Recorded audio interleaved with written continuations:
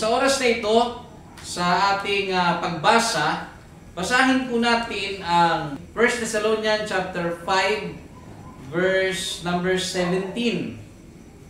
Ang sabi ng Biblia, pray without ceasing.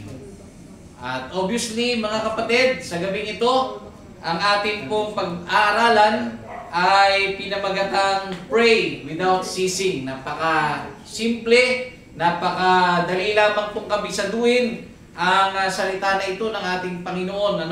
So sa wikang Tagalog, mga kapatid, ay manalangin na walang patid, walang tigil, tuloy-tuloy, mga kapatid. Sabi dito, this verse encourages believers to maintain a continuous prayerful attitude rather than suggesting constant uninterrupted prayer. Sa isa pong research, mga kapatid, sabi dito, itong 1 Thessalonians chapter 5 verse 17, itong pray without ceasing is best understood as a call to maintain a constant or consistent prayerful attitude rather than a literal command to pray constantly. So ito po, sa madali pong pagpapaliwanag, mga kapatid, itong manalangin ng walang patid, hindi po ito basta lamang po iti-take natin na literal command. Higit pa po ito, mga kapatid, sa tinatawag na literal command. Sapagkat kung tayo po, mga kapatid, ay babasa nito at ating pong lubusang uunawain, wag po natin itong pakaisipin na more on literal. Okay? Ano po ibig kong sabihin, mga kapatid? Kasi pag ito po ay binasa mo at itinuro mo, mga kapatid, sa iyong kapwa, at this is a command, mga kapatid, na tatanggapin ng tao, gagawin niya po talaga ito, mga kapatid. Amen po ba? Gagawin niya yan. He or she will pray, mga kapatid. Subalit, hanggang kailan? Yun po yung tanong, mga kapatid. Sapagkat, dapat po nating maintindihan, isa po sa pundasyon natin kung bakit po tayo tumitibay sa paglilingkod sa Panginoon ay ang ating tinatawag na prayer life. At ang prayer life po, mga kapatid, ito po ay isang connection.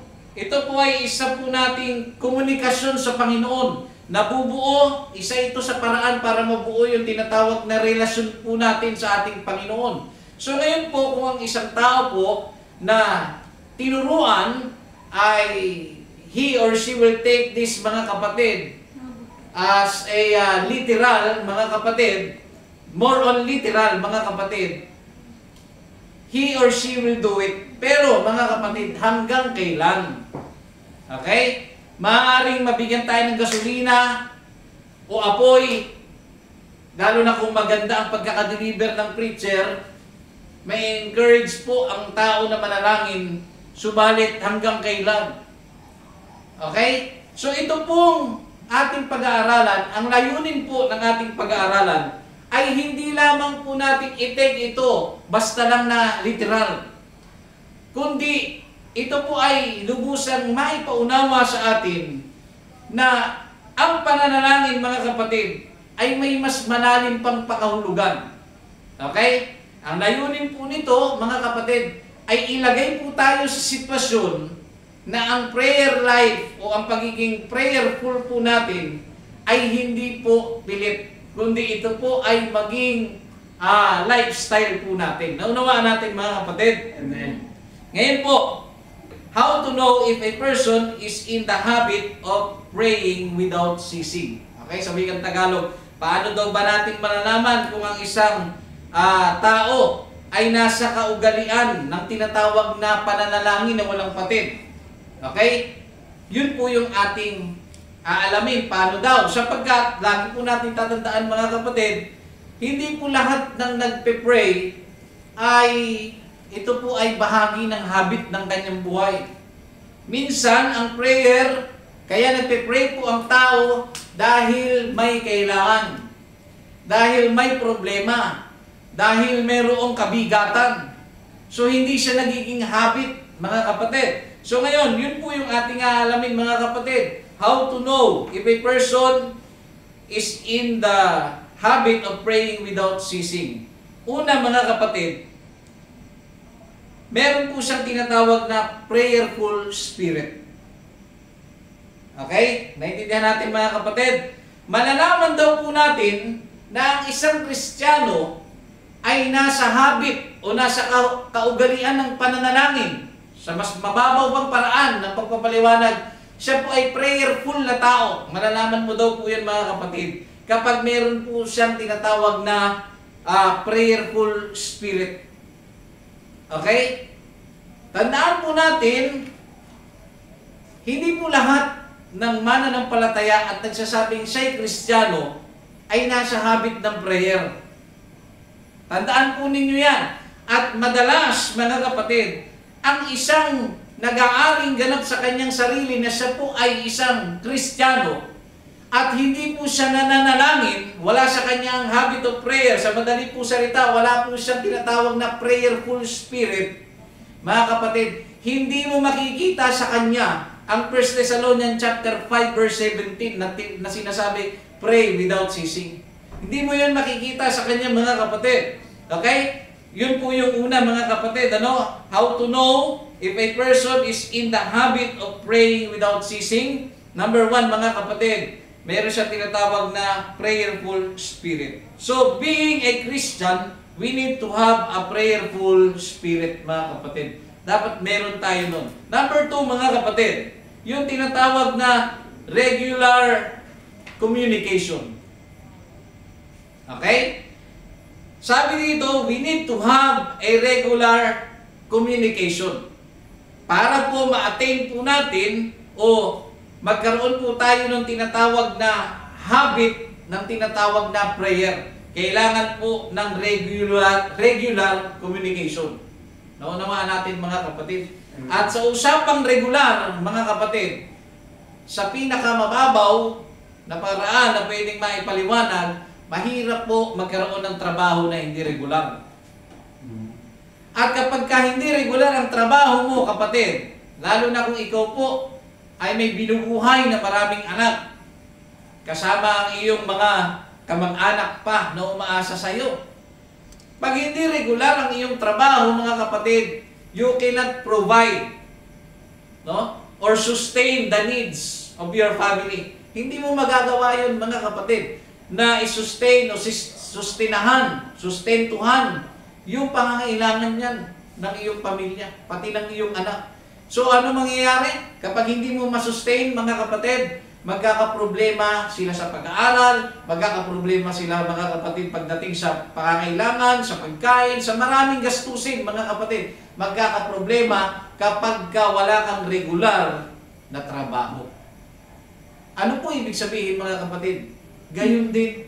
Kaya nag-i-struggle po ang isang Kristiyano sa paglilingkod sa ating Panginoon. Wala po siyang tinatawag na prayerful spirit sapagkat wala po siyang regular communication sa ating Panginoon. Pag wala kang regular na komunikasyon sa Diyos, mga kapatid, hindi mo makikita sa Kanya o hindi mo makikita sa tao ito yung Bible verse na sinasabing pray without ceasing. Naunawaan natin? So, importante po ang regular communication. Ikatlo po mga kapatid, no? How to know if a person is in the habit of praying without ceasing? Number 3, it should be our lifestyle. Okay? Dapat daw, para makita natin na ang isang tao ay nasa habit of prayer, na nasa kanya yung pray without ceasing, dapat ito po ay makita mo sa kanya. Lifestyle na yan. Pag-gising sa umaga, sabi nga ng awitin mga kapatid, di ba? Sa umaga, pagkagising, ngalan mo'y pupurihin. Tumatawag ka na sa ating Panginoon, nagpupuri ka na sa ating Panginoon. So it should be our lifestyle. Sabi rito mga kapatid, it urges believers to actively engage with God in prayer throughout their daily lives. Yan. So maliwanag po mga kapatid na hinihimok po ang mga mananampalataya na maging aktibo mga kapatid na makipag-ugnayan sa ating Panginoon sa pamamagitan po ng pananalangin, no, sa bawat araw ng kanilang buhay. So yan dapat mga kapatid ay maging lifestyle po natin mga kapatid. Naunawaan po natin mga kapatid. So ngayon, dito po tayo. 1 Thessalonians chapter 5 verse 17 na nagsasabing pray without ceasing o manalangin kayong walang patid. How to apply it, mga kapatid? Yun ang tanong eh. How to apply it? Ito mo ba ay kasing simple lang dahil sa narinig mo sa pastor na manalangin daw ng walang patid? So walang tigil. So ito mo ba ay kasing simple na maintindihan natin na kung saan ay pray ka ng pray, pray ka ng pray. Alam niyo yun mga kapatid, yung nasa sitwasyon po kayo na kahit wala ka na sa mood, nagpipray ka dahil na lang sa narinig mo, dahil na lang sa iniutos, mga kapatid, ng kasulatan. Hindi po ganun yun, mga kapatid. So ngayon, how to apply it, mga kapatid? First of all, mga kapatid, for us to apply it, mga kapatid, una, cultivate a habit of prayer. Okay? Cultivate a habit of prayer. Pag sinabing cultivate, mga kapatid, linangin. Minsan na natin na pag-aralan yan, mga kapatid. Linangin. Alamin mo pa. Tuklasin mo pa, mga kapatid. Yan po ang mga singkahulugan yan. Ang tinatawag na habit of prayer.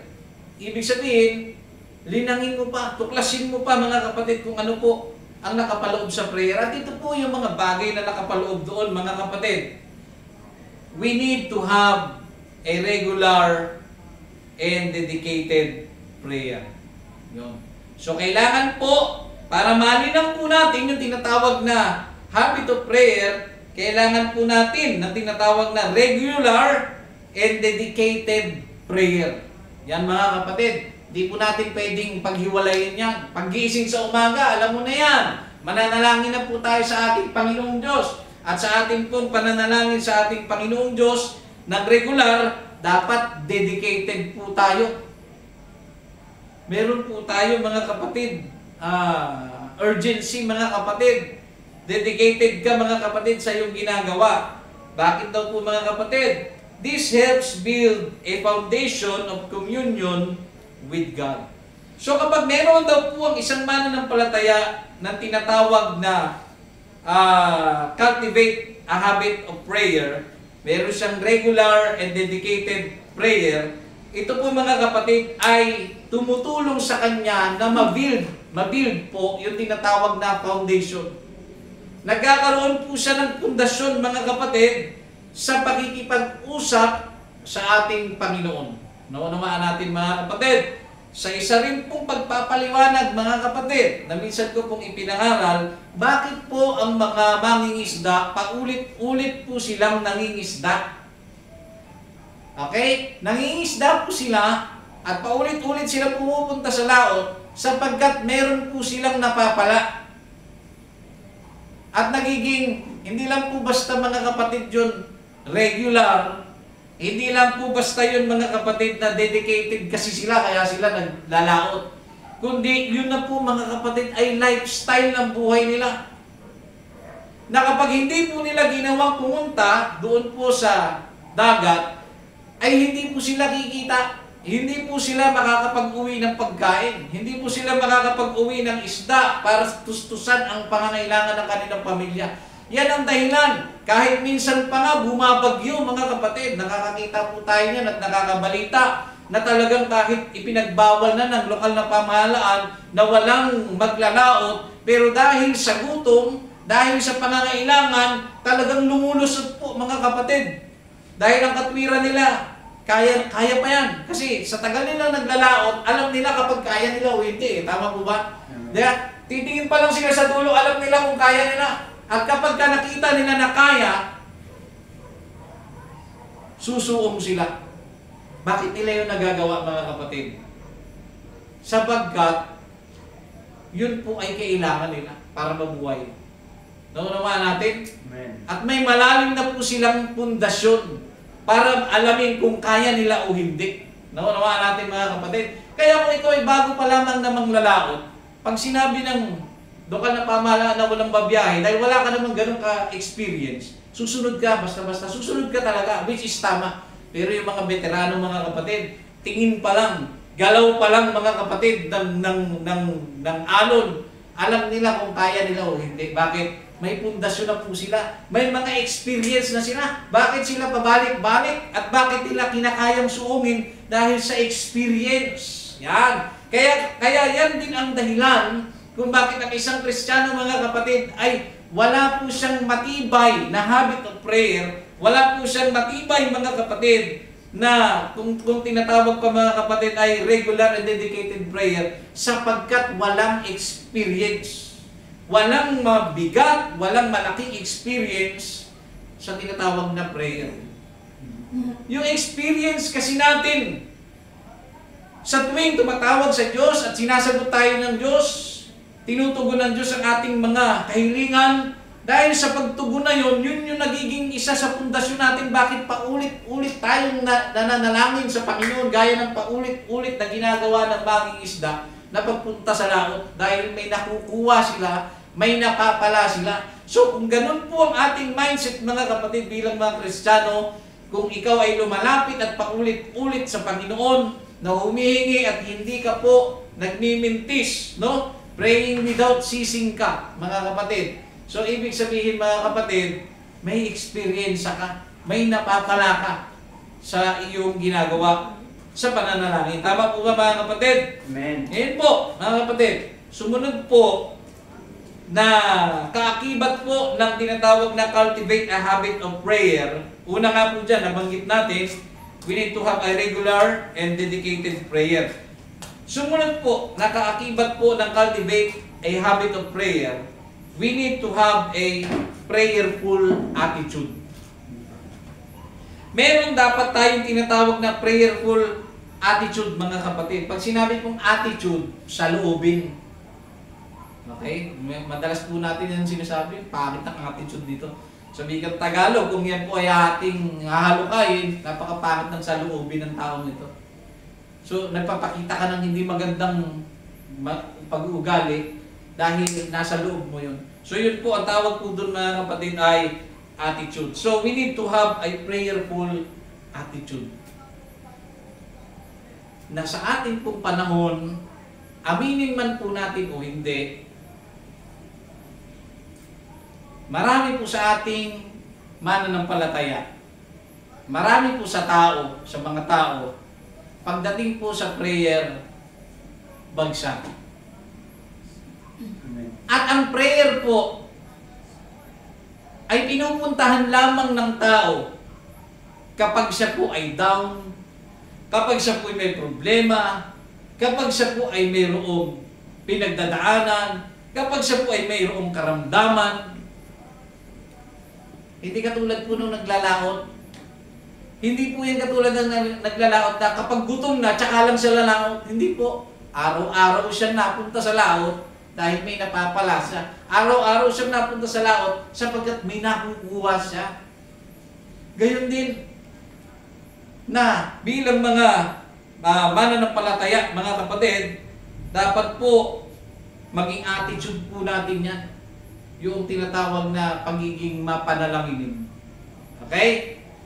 Maliwanag po ba, mga kapatid? Amen. So kailangan po yan maging attitude po natin yan. Prayerful attitude. Okay, number 2, how to apply it, mga kapatid? Number 2, apply it to different situations. Yung 1 Thessalonians chapter 5 verse 17, kailangan pala natin siyang i-apply. Ano? How to apply it? I-apply daw natin siya, mga kapatid, in different situations. Ano po ibig sabihin nun? Ito po ang kaakibat ng different situations, mga kapatid. Ang sabi dito, in times of joy, in times of difficulty, and in ordinary moments. Tatlo po yan, mga kapatid. Tandaan po ninyo yan, mga kapatid. I-apply po daw natin ang 1 Thessalonians chapter 5 verse 17 na sinasabing pray without ceasing o manalangin kayong walang patid. Pag sinabing walang patid, dito natin palalabasin to, mga kapatid. Kapag ang pakiwari mo na sinasabi ng Biblia na walang patid na may problema ka lang kaya ka tatawag, walang patid na nasa kahirapan ka kaya ka tatawag, hindi po, mga kapatid. Kaya po siya tinawag na walang patid o pray without ceasing, walang patid, kailangan tuloy-tuloy, meron dahilan kung bakit kailangan magtuloy-tuloy. Naunawaan natin, in moments o in times of joy, kailangan mo mag-pray. Naunawaan natin mga kapatid, in times of difficulty o kahirapan, kailangan natin manalangin. In times, mga kapatid, yung tinatawag na ordinary moments, kailangan natin manalangin. Napansin niyo mga kapatid, itong tatlong ito, sa ating pong panahon, itong tatlo pong ito na in times of joy, difficulty, at saka yung tinatawag na ordinary moments, saan po dyan sa tatlo na yan madalas lang lumalapit ang tao at nananalangin? Hindi po ba yung number 2 na ating nabanggit, in times of difficulty, sa mga panahon na nahihirapan ang tao, doon lang tumatawag sa Diyos. Minsan pa nga hindi pa eh.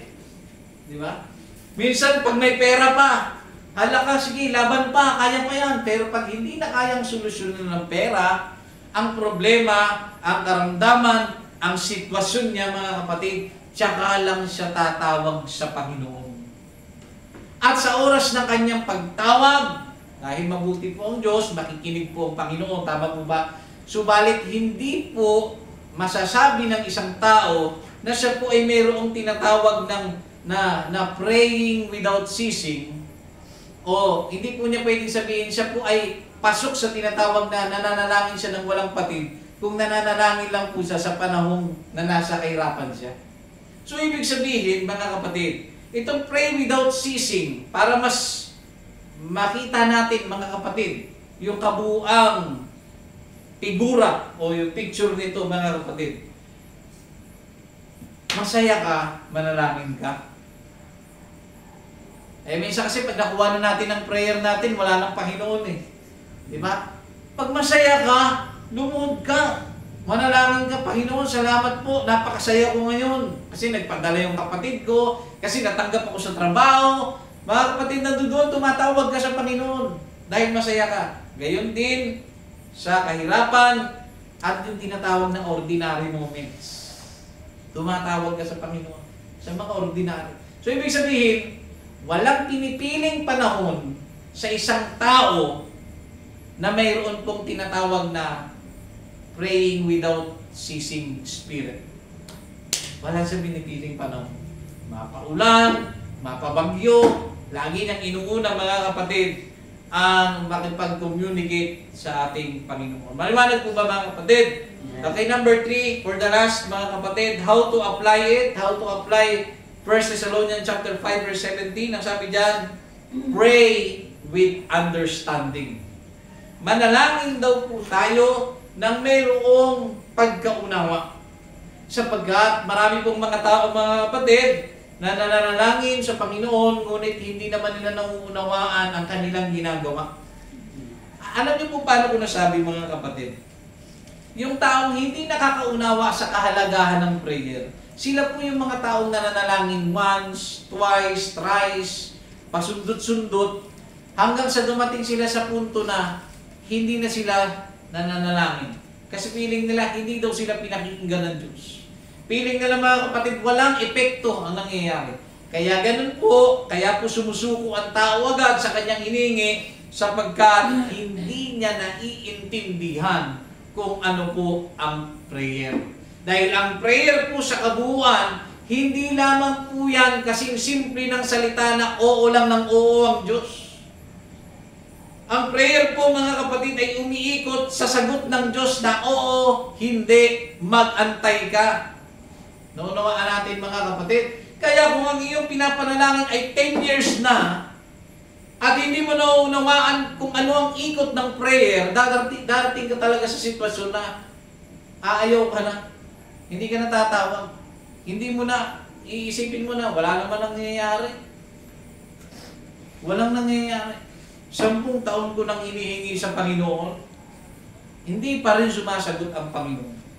Bigyan ko kayo ng isang pangyayari mga kapatid. Ito po ay kwento mga kapatid na aking narinig. So, kung totoo man po ito o hindi po ako sure. Pero ang isa pong sigurado po, may mapupulot po tayo rito. Handa na tayo mga kapatid? Meron pong isang tao na matindi ang kanyang pag-ibig sa Panginoon. Wala naman siyang ganong katalento sa pagsasalita para mag-evangelize. Pero meron po siyang ginagawa araw-araw sa kanyang buhay. Ano po yun mga kapatid? Meron po siyang invitation o yung tracts kung tawagin. Tapos nandoon din yung nakasulat yung way of salvation, etc. patungkol sa Panginoon. So siya po mga kapatid ay nasa isang way at namimigay lang siya mga kapatid ng tract sa mga nadaan hanggang siya po ay dumating sa isang sitwasyon na napagod siya. Bakit po mga kapatid? Dahil sa kabila ng pagbibigay niya ng tracts para mag-imbita ng tao at makapakinig ng katotohanan, mabasa nila ang katotohanan, ang kaligtasan, dumating po siya sa isang sitwasyon na nauubos na siya. Hindi naman siya nagkulang sa effort, hindi rin siya nagkulang sa prayer, sa inaakala niya sa kanyang sarili. Ngunit dahil siya po ay tao, napapagod, nauubos, siya po ay napundi. At nagpasya po siyang ihinto ang kanyang ginagawa. Alam niyo mga kapatid, 10 years niya po iyong ginawa. Base po dun sa aking napakinggan na nagmensahe nun. 10 years daw ika. Hanggang sa tinigil niya. At lumipas ang mahabang panahon, napadaan siya doon ulit sa lugar kung saan po siya nagbibigay po ng tracts. Napadaan siya. At nung sa kanya pagdaan, may nakita po siya doon mga kapatid na isang binatilyo. Doon sa area kung saan po siya nakatayo, nagbibigay din ng tracts. Ang ginawa niya mga kapatid, nilapitan niya. Sabi niya, "Brother," sabi ng lalaki, "Oy, magandang umaga po, sir. Ito po. Tanggapin niyo po, babasahin." Tapos nung ginawa niya, ang sabi niya, "Matagal mo na ba ikang ginagawa yan?" Sabi niya, "Hindi naman po." No, so inaano ko lang mga kapatid, pinapaliwanag ko lang na mas ano pa. Sabi niya, "Bakit mo ginagawa yan?" Sabi niya, "Kaya ko po ito ginagawa dahil sa lugar na ito, nakilala ko ang Panginoon. Dahil may isang tao po na nakatayo dito sa area na kinakatayuan ko, na nagbibigay po ng ganyan din, ng tracts na yan." Sabi niya ganun. Alam niyo po kung ano nangyari mga kapatid? Namangha yung lalaki.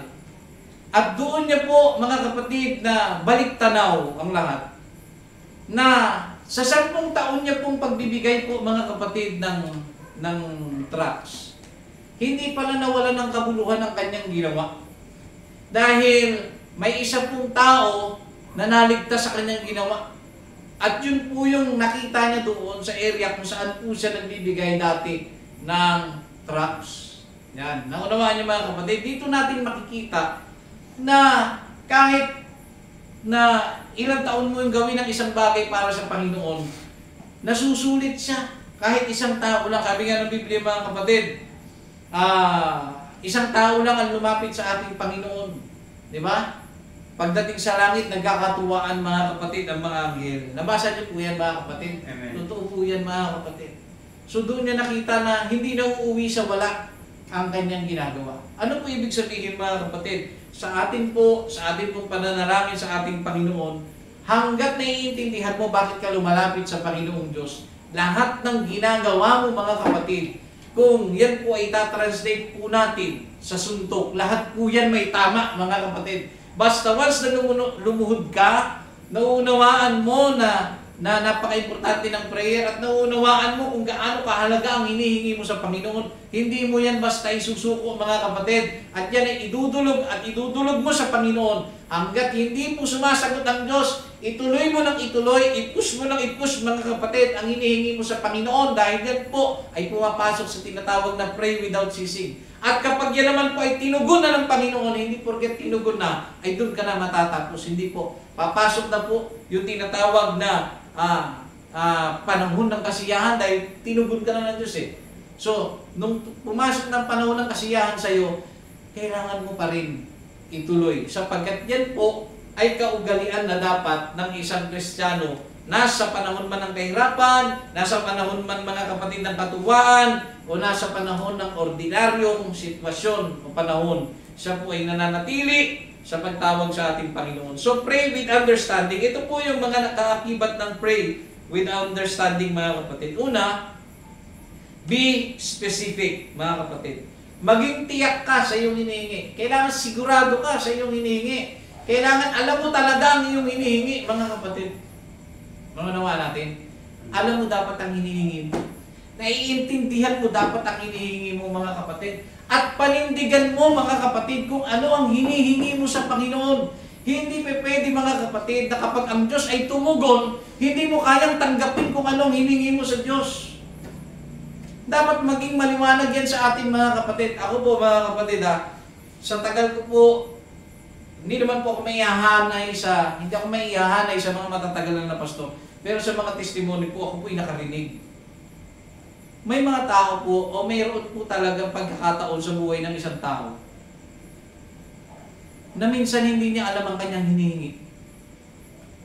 Hindi niya naintindihan.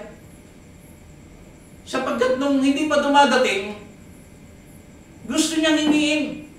Siguradong sigurado siya. Ganun ang tao eh. Pero pag dumating na, iba yung expectation. Sabi nga ng isang kwento, mga kapatid, ito medyo kakatuwa pero may point po ito. Sabi niya, nananalangin siya. Siya po ay single. Sabi niya, Panginoon, bigyan niyo po ako ng makakasama sa buhay. Hindi niya sinabi kung basta sabi niya, gusto ko po na makakasama sa buhay. Kung sino po ang unang-unang papasok sa pintuan na yan, siya po ang ibinigay niyo sa akin. Pagka nasa altar siya, pagharap niyang ganun, may pumasok, mga kapatid. Kaya, sa salita pong pantao, hindi po ako magsasalita dahil sa namimintas. Sa realidad po, ito po ang totoo. Sa mata ng tao, hindi talaga maganda yung babaeng pumasok sa pinto. Sabihin na natin, sa salita o sa wika ng isang tao, pangit, bungal, mahulubot ang mukha, payatot, malaki ang mata. Alam niyo ang sabi niya? Bumalik ulit siya, Panginoon, joke lang po. Hindi po kasi, lang po yun. Biro lang po. Yan. Kaya napaka-importante, be specific. Sigurado ka dapat sa iyong hinihingi. Naunawaan ninyo, mga kapatid, sigurado ka. At kapag binigay yun, mga kapatid, tindigan mo yun. Tayuan mo yun. Huwag kang aalis doon, mga kapatid. Hindi katulad ng nagkikwento ko sa inyo, mga kapatid, nung nakita niya hindi niya matanggap yung babae, hindi ka tanggap-tanggap para sa kanyang mata. Mga kapatid, biglang umurong. Yan. Huwag po tayo maging ganun, mga kapatid. Naunawaan natin, mga kapatid, kung ano po ang tinugon ng Panginoon sa atin, base po yan sa hiningi mo. Kaya maging specific ka, mga kapatid. At naiintindihan mo dapat ang iyong hiningi. Sumunod, mga kapatid, na nakaakibat ng pray with understanding. Pray with faith. Kailangan mong manalangin ng mayroong pananampalataya. Kailangan mong paniwalaan. Wag na wag kang aalis doon, mga kapatid. Naunawaan natin? Naunawaan po ba natin, mga kapatid? Wag na wag kang aalis doon sa iyong hinihingi. Hanggat hindi tumutugon, kapitan mo ng kapitan, mga kapatid. Okay? Manalangin po tayo ng manalangin sa ating Panginoong Diyos. Sumunod po, nakakibat ng pray with understanding for the last. Be persistent. Pag sinabing persistent, mga kapatid, maging matiyaga o maging mapagpursige. Yan. Be persistent. Kailangan po natin maging mapagpursige sa ating pong ginagawa na panalangin. Naunawa natin, mga kapatid. Okay? Pagpupursige. Importante po yung sangkap sa pagtawag at pananalangin sa ating Panginoon. So, dito po natin ito tatapusin. Ito po, sa 1 Thessalonians chapter 5 verse 17, basahin lamang po natin ulit. Manalangin kayong walang patid, o sa wikang English, pray without ceasing. Hindi po ito kabuuan ng pagtanggap na para kang inuutusan. Kasi kung yan po ay tatanggapin mo na inuutusan ka, mapapagod ka. Pero kung yan po ay tatanggapin mo bilang isang impormasyon na bilang Kristiyano pala, kailangan kong maging ugali ang pagiging mapanalanginin. Hindi dahil basta ka lang inutusan, kundi dahil nakita mo sa iyong sarili na ang Panginoong Diyos ay nagtuturo sa atin bilang mga Kristiyano na manalangin po tayo ng walang patid. At kaakibat po niyan, mga kapatid, ng pananalangin na walang patid. Yun nga po, una, cultivate a habit of prayer, apply it to different situations, and pray with understanding. Naunawaan po ba natin, mga kapatid? So ito pong bagay na ito ay tanggapin po natin na dapat maging consistent po tayo. At ito po ay maging prayerful attitude natin, mga kapatid. Inuulit ko po sa uling pagkakataon. How to know if a person is in the habit of praying without ceasing? Meron po siyang prayerful spirit, regular communication, and it should be our lifestyle. Lifestyle po yan, mga kapatid. Hindi po sa panahon may kailangan ka. So, kayo po ang makakahatol sa inyong mga buhay. Tayo po ang nakakakilala sa ating mga sarili. Ito po bang praying without ceasing ay kumbinsido ka na ito ay nasa'yo? O nakikita mo ngayong gabing ito na nagiging praying without ceasing ka lang, or pumapasok ka lang sa pray without ceasing sa tuwing may problema ka lang. So dapat maging malinaw ito sa atin. Masaya ka man, malungkot ka man, anuman ang sitwasyon, anumang klaseng panahon, tag-ulan, tag-araw, tag-bagyo, taglagas, hindi ka po nawawala sa tinatawag na prayer. Lagi kang nagpe-pray, mga kapatid, at hindi po ito kamigatan sa isang tao na mananampalataya, lalo na kung siya po, mga kapatid, ay nag-aaring ganap sa kanyang sarili na siya ay Kristiyano. So sa oras na ito, mga kapatid, ang lahat po ba, mga kapatid, ay may natutunan sa oras na ito? Yeah. Mga kapatid, so sa oras na ito, mga kapatid, palakpakan po natin ang ating Panginoon. Praise the Lord! Hallelujah! Hallelujah! Hallelujah! Sa oras na ito, mga kapatid, tayo po tumayo at purihin po natin ang ating Panginoon. Praise the Lord.